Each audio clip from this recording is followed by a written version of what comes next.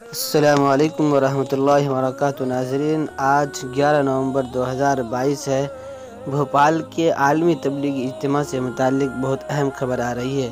جی ناظرین، بھوپال کے عالمی تبلیغی اجتماع کے لیے جو لوگ انتظار میں تھے وہ کچھ گائیڈ لائن ہے، ان کو سن لیجئے۔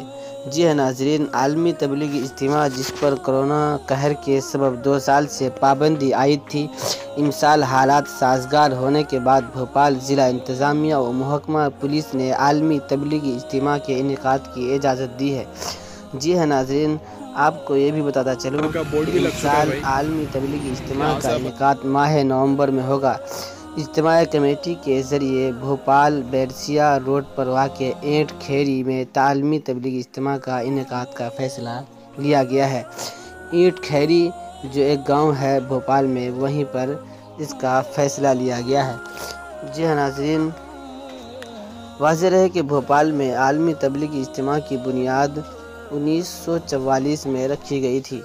ابتدائی سالوں میں اجتماع میں چند لوگوں نے شرکت کی، لیکن رفتہ رفتہ جب اس کی اہمیت و افادیت کا لوگوں کا اندازہ ہوا تو اجتماع کی حیثیت 70 کی دہائی تک کل ہند رہی۔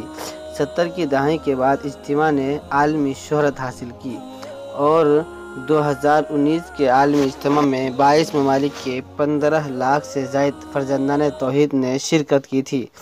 جی ناظرین، عالمی تبلیغی اجتماع کے انعقاد کو لے کر جب نیوز 18 اردو نے اجتماعی کمیٹی کے ترجمان حاجی عتیق الاسلام سے بات کی تو انہوں نے بتایا کہ خدا کا شکر ہے کہ امسال عالمی تبلیغی اجتماع کا انعقاد ہوگا۔